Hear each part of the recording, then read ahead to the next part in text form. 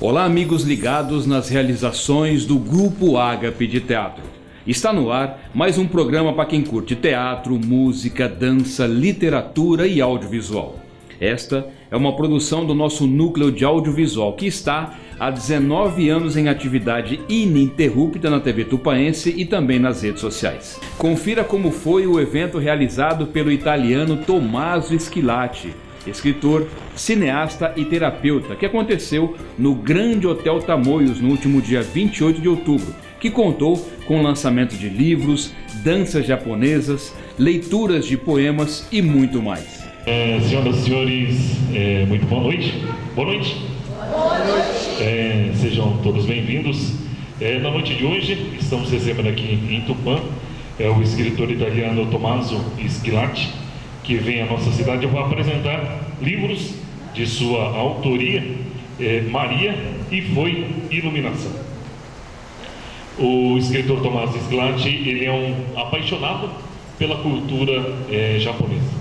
E diz o autor, o senhor Tommaso Schillaci, que se ele pudesse comprovar materialmente a reencarnação, seria através de uma vivência anterior como um habitante da terra do sol nascente. Assim, foi preparado uma pequena exposição de arranjos florais, que estão aqui, o Ikebana, né? Bem como a apresentação de dança e também uma apresentação de karaokê. Será feita também uma leitura de um texto redigido pelo jornalista Paulo Nakayama, que aborda com muita propriedade sobre o início da imigração e sua influência em nossa cidade. Então, para darmos início ao evento de hoje, teremos primeiramente uma apresentação de música, uma apresentação de karaokê com a cantora Carol Benhossi, que vai interpretar uma música muito famosa da voz da cantora Mitsuru Hibari. A música é Anoka Koete. Por favor, vamos receber Carol Benhossi, por favor. Uma salva de palmas para Carol.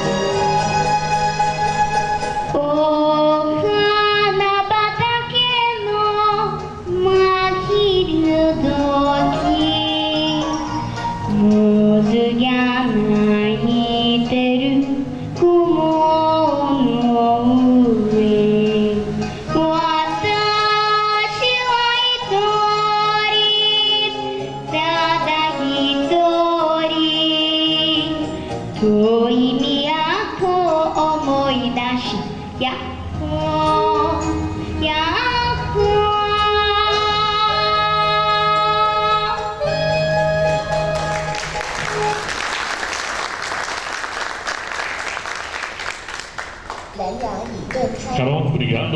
Receba mais uma salva de palmas. Essa música, lembrando mais uma vez, ficou famosa na voz da cantora Mitsuru Hibari. A cantora Mitsuru Hibari começou a cantar mais ou menos nessa idade.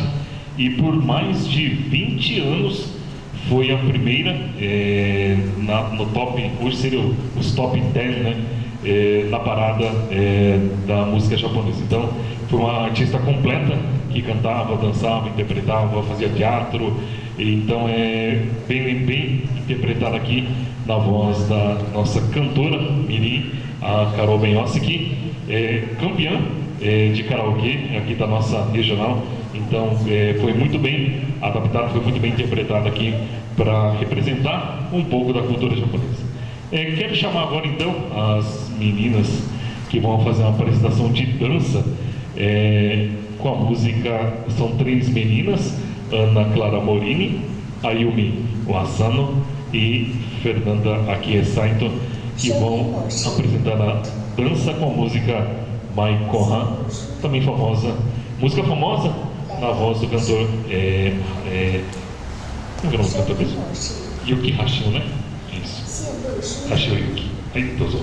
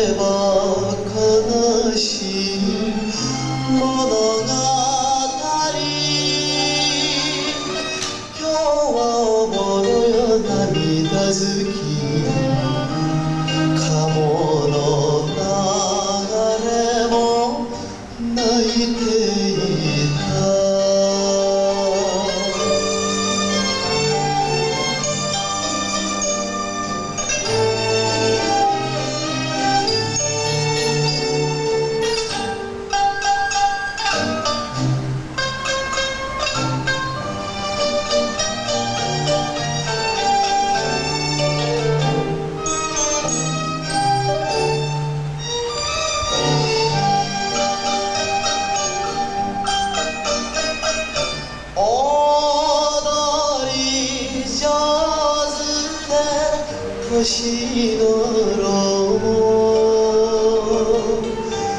ちょうど同じぐらいで似ていたそうだ。命と力恋一つ抱いてお墓に眠るさな都鳥の初舞台母のつもりで踊るとか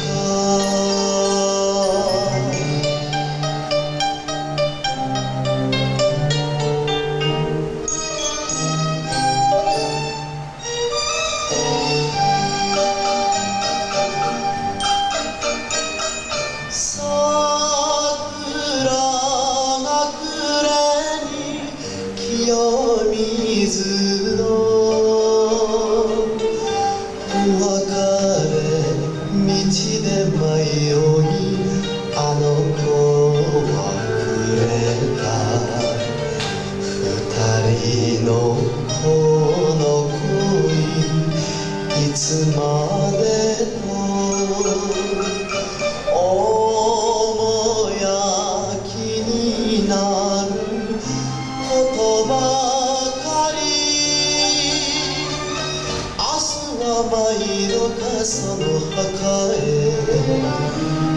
恋の花咲け今日の春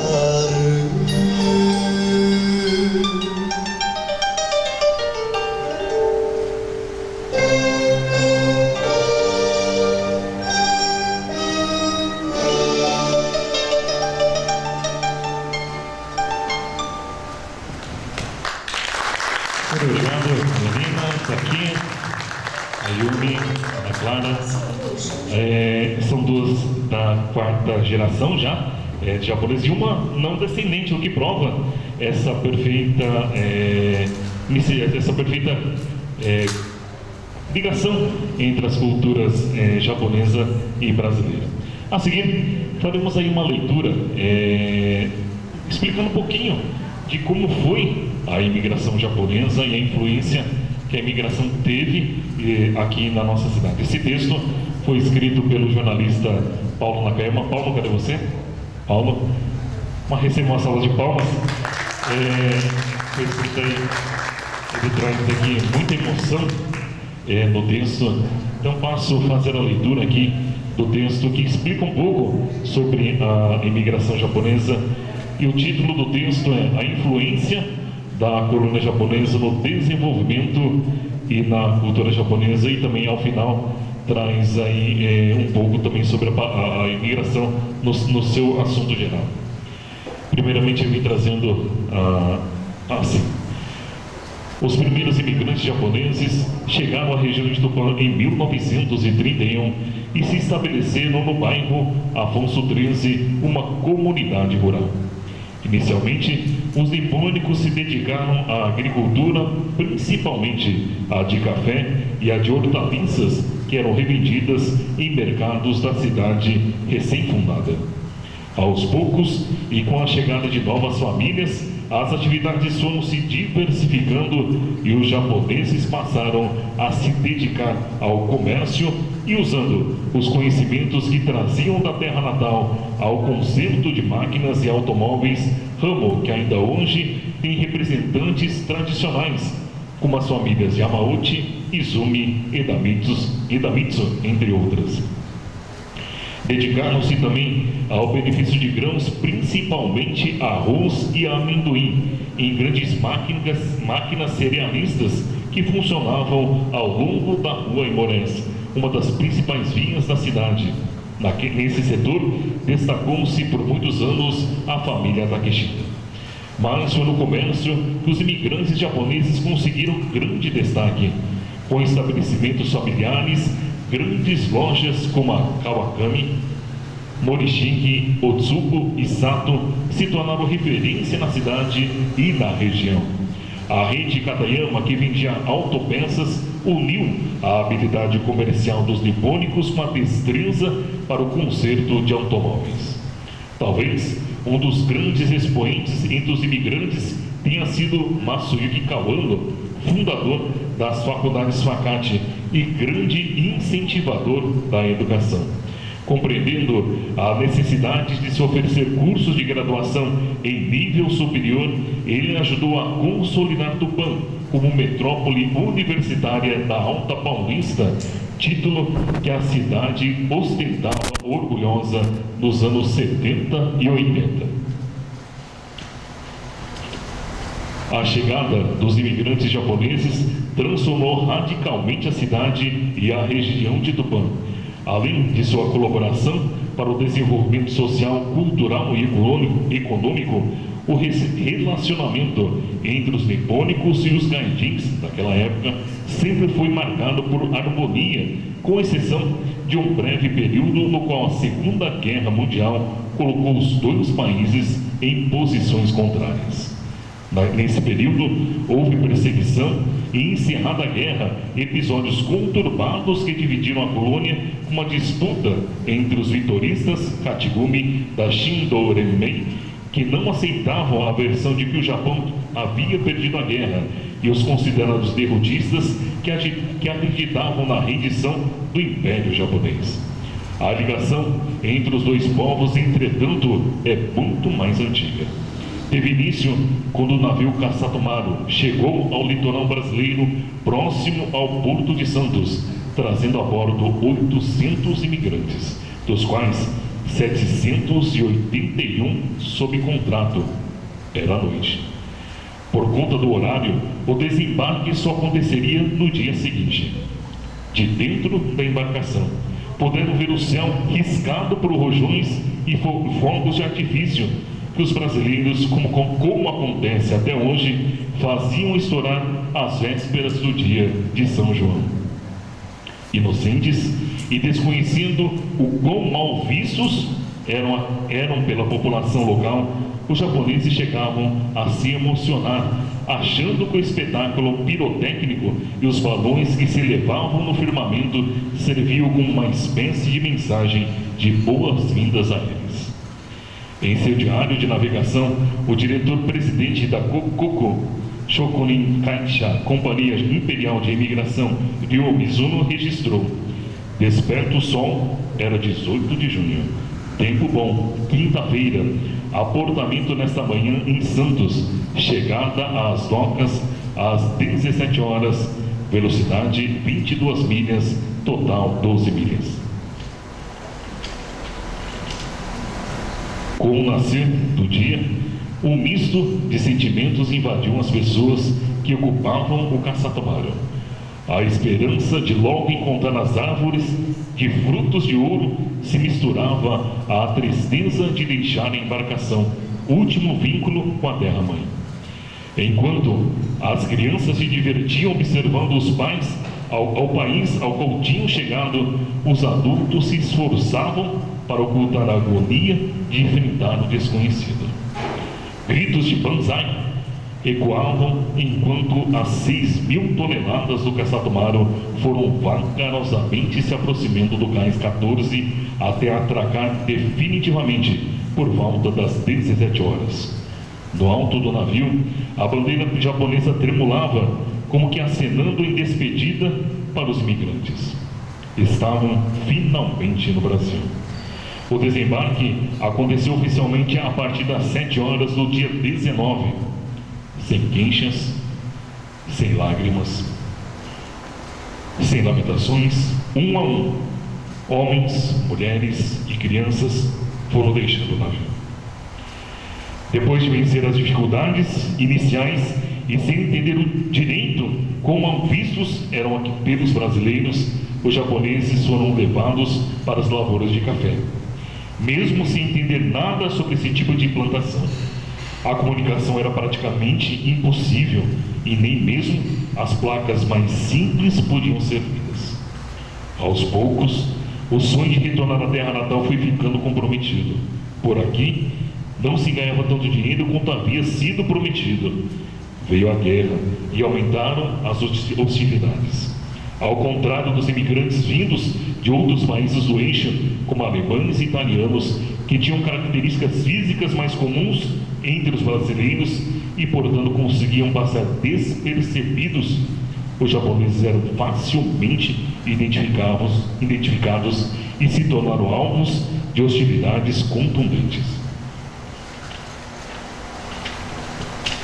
Durante a guerra, perderam o direito de conversar na língua pátria. Tiveram suas poupanças e bens confiscados. Foram expulsos de casa. A tudo isso, suportaram sem muitas queixas. Só ousaram transgredir quando o governo brasileiro os impediu de educar seus filhos. Educação, para os japoneses, era algo vital. Tanto que, ao contrário dos imigrantes europeus, que antes de fundar uma colônia, construíram uma igreja, a primeira obra nas aglomerações japonesas era uma escola.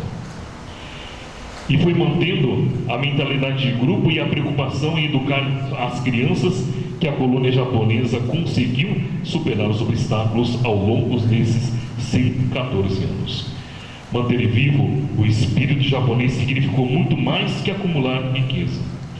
Garantir os princípios como a honra, a benevolência e o respeito, que parecem tão subjetivos para nós brasileiros, foi a principal missão deste povo. As dificuldades encontradas nas lavouras de café, a total integração com o Brasil, foram anos de sacrifício, sofrimentos e perseguições. Como a moita de bambu, curvando-se ante a tempestade, suportando as ações do vento forte e esperando pelos dias de sol para poder florescer, a colônia japonesa se manteve firme, investindo em educação e mantendo seu espírito, eles conseguiram superar esses obstáculos. Hoje, os descendentes desses primeiros imigrantes estão completamente adaptados ao Brasil. No estado de São Paulo, representam aproximadamente 3% da população. E na capital paulista, esse número sobe para 6%. Levados em conta essas proporções, causa espanto quando se apura que na Universidade de São Paulo, USP, a melhor do país, 14% dos alunos têm ascendência japonesa, assim como 6% dos professores.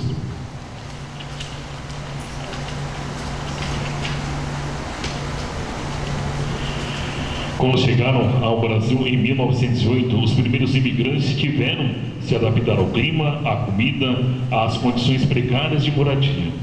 Tiveram ainda que superar a exploração econômica e a falta de jeito para lidar com as lavouras de café.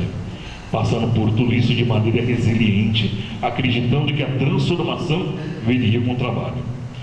Eles não sabiam ler, já que eram alfabetizados com kanjis e não conseguiam se comunicar com a população local devido à barreira do idioma. Foram menosprezados, tiveram seus hábitos ridicularizados, mas existiram. Com o passar dos anos, notaram que o sonho de regressar ao Japão tinha se perdido no tempo. Uma guerra mundial atrapalhou esse projeto. Durante esse conflito, foram vistos como inimigos e hostilizados. Ainda assim, resistiram. As gerações foram se sucedendo e, conforme as crianças iam crescendo, ficaram claros os eventos da educação esmerada. De simples lavadores, eles foram se transformando, viraram advogados, médicos, engenheiros, professores, mas mantiveram o estilo discreto. Em pouco mais de 110 anos, a saga dos japoneses no Brasil está ainda se completar. Aqueles pioneiros que viram o Cruzeiro do Sul brilhando no céu de Santos em 18 de junho de 1908 jamais poderiam avaliar o tamanho da jornada. Houve dor e sofrimento, mas também recompensas. O processo que levou à fixação da colônia japonesa no Brasil é a síntese da humanidade. Mostra como o homem de qualquer nacionalidade pode se adaptar às condições mais adversas e como, agindo de maneira determinada, obstinada, em alguns casos, consegue superar qualquer barreira.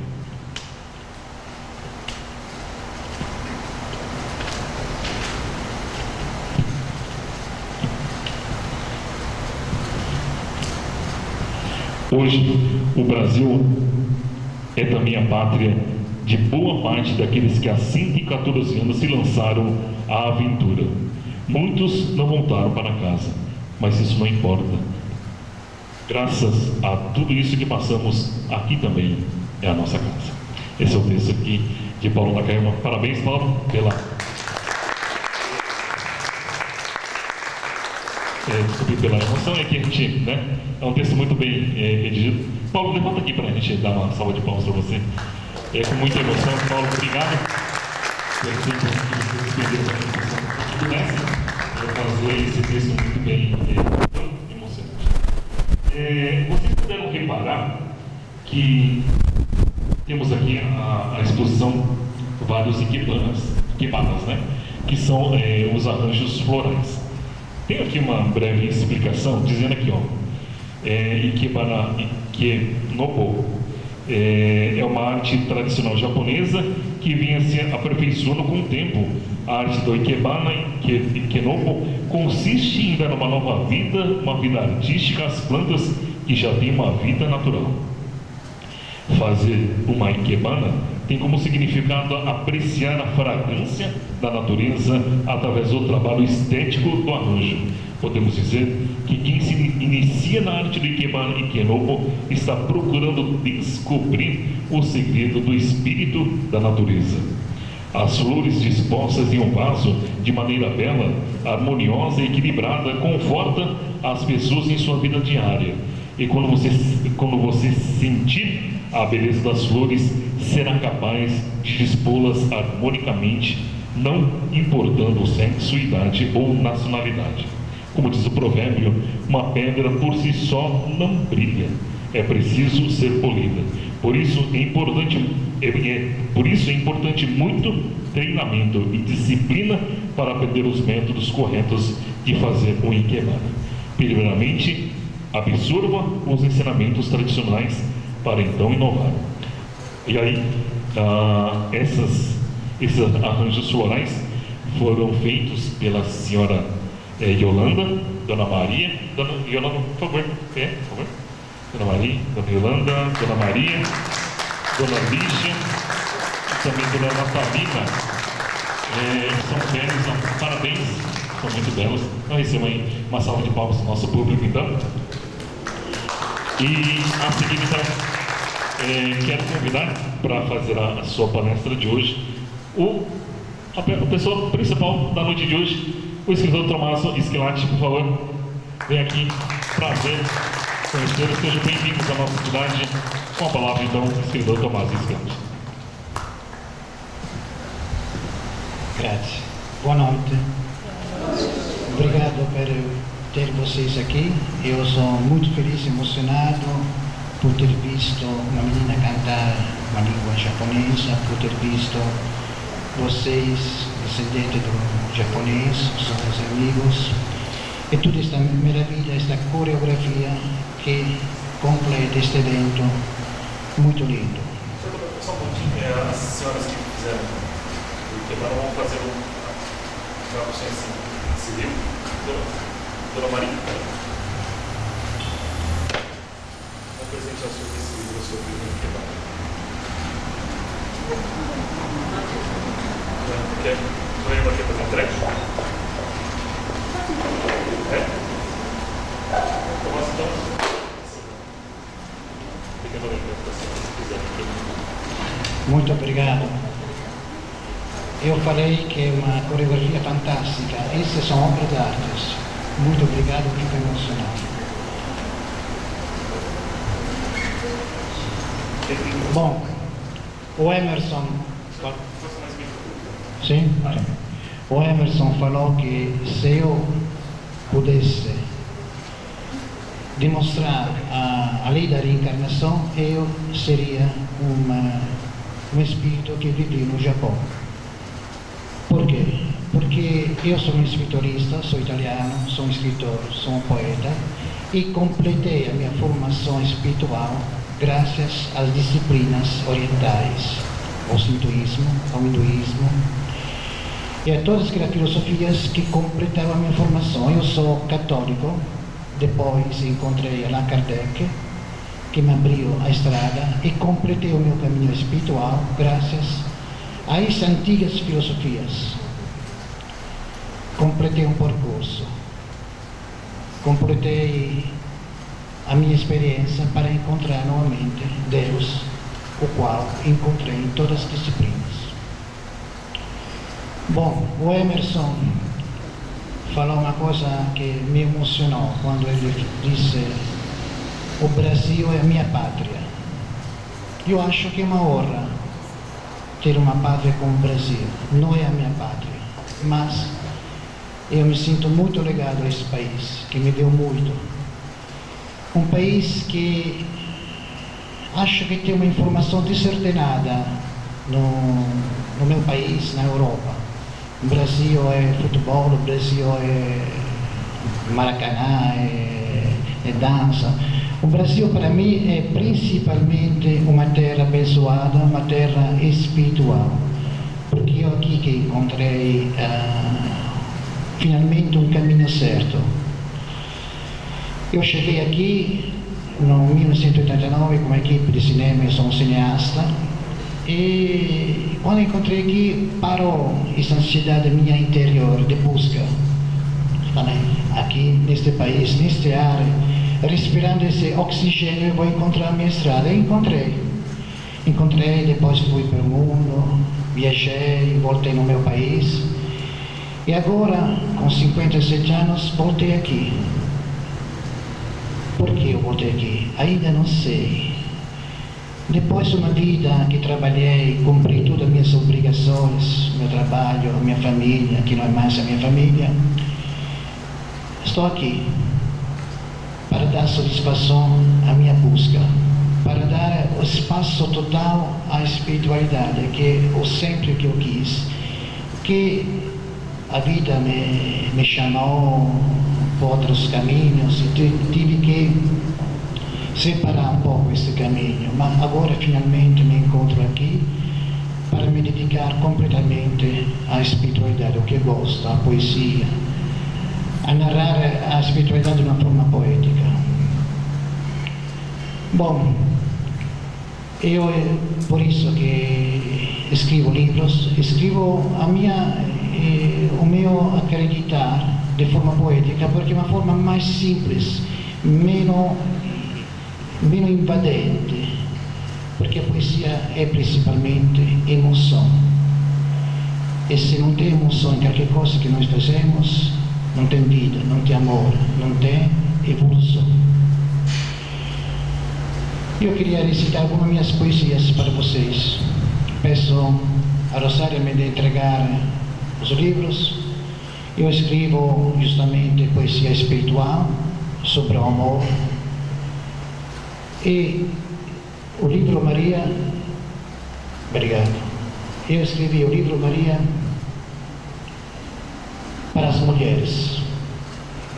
Este livro, que peguei empréstimo, este nome muito importante, o nome de Nossa Senhora, é um livro que dediquei para as mulheres. Por quê? Porque eu acho que o ser mulher é uma figura que ainda não chegou à tona completamente, não deu o contributo que ela deve dar para o homem, sobretudo neste momento muito confuso, que o homem não sabe como resolver os problemas que criou.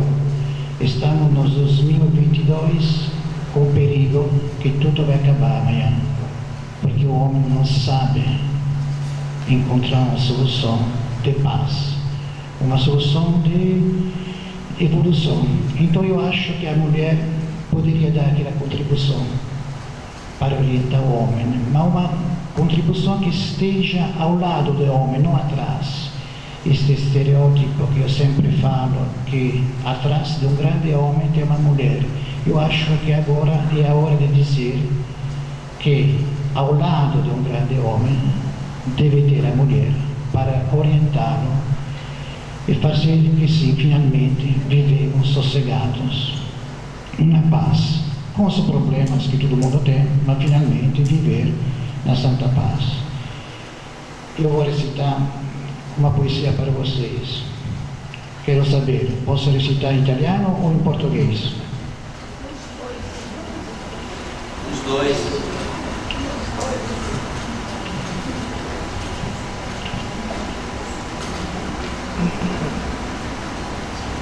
Eu agradeço ao Renato que ele está gravando este evento. Eu acho maravilhoso uma coisa. Aqui tem muitos católicos, acho que tem pelo menos um evangélico, que é meu amigo. Temos espíritas, talvez budistas. Eu acho isso um pequeno milagre que o universo está aplaudindo, porque as religiões, a espiritualidade é uma forma para unir as mentes, as ideias, contribui ao desenvolvimento de cada um. Isso acontece no Brasil. Na minha terra eu nunca vi uma coisa dessa. Eu acho que hoje um pequeno milagre nessa sala aconteceu. Maria,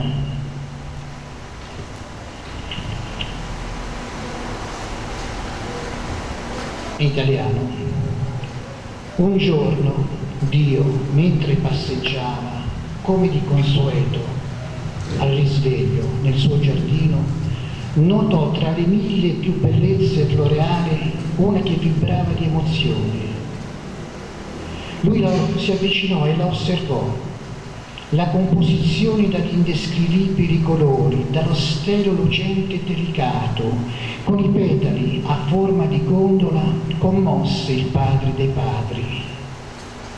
Le disse: mia dolce creatura, Tu sei immensità, io sono, mi nutro con i raggi del tuo volto, ogni giorno attendo il tuo passo per cucire col tuo riflesso l'essenza che ora sono e che mi permette di comprendere e di amare la maestà del tuo essere. Fu la prima volta che Dio provò emozione, pianse, una lacrima cadde sul ricamo di quella manifestazione e nacque Maria. Agora em português. Um dia, Deus, ao acordar, caminhando como de costume em seu jardim, notou entre as mil e mais belezas florais uma que vibrava de emoção. Ele se aproximou e a observou de perto. A composição das indescritíveis cores, com a haste brilhante e delicada, com a pétalas em forma de gôndola, comoveu o Pai do Todo. Ele lhe disse: minha doce criatura, você é imensidade, eu sou, alimento-me com os raios do teu rosto, todos os dias aguardo o teu passo para costurar com o teu reflexo a essência que ora eu sou e que me permite compreender e amar a majestade do teu ser. Foi a primeira vez que Deus se emocionou. Ele chorou. Uma lágrima caiu sobre o recamo daquela manifestação e nasceu Maria.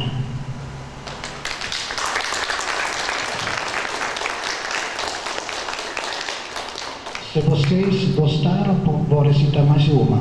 Posso? Obrigado.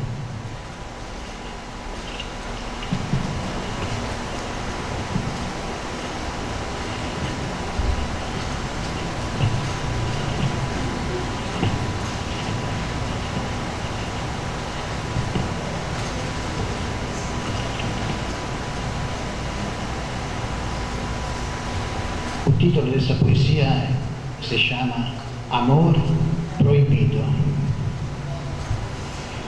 Eu te vi em um campo de girassóis. Teu cabelo estava solto, dançava com as pétalas. Tive receio e não me aproximei.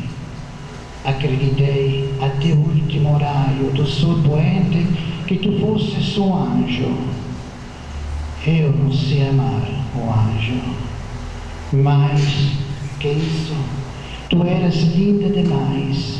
Sem demora, até os girassóis viraram as costas para o astro-rei e caídos se inclinaram no teu sentido. Ora, eu sei que tu existes e sei a cor do teu cabelo e terei um amigo, o sol, outro assim iludido. Ao menos não tenho mais abismos a preencher. Vou parar de questionar e rasgar pétalas. Naquele campo me traí. Mas, enfim, serei homem, não mais o caule do amor proibido.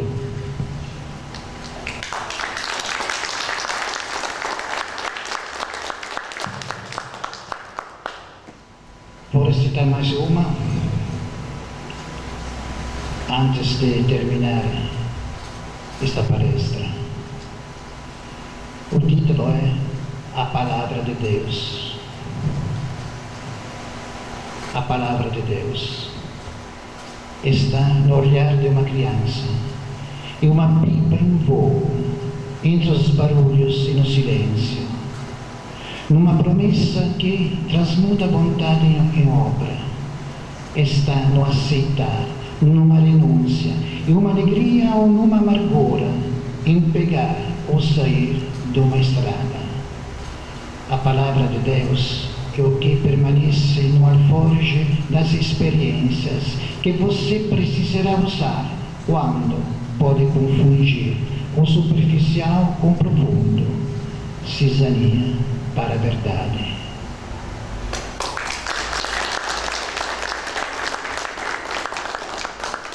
Estou muito feliz de poder ter recitado minhas poesias para um público. Isso para mim é o meu sucesso.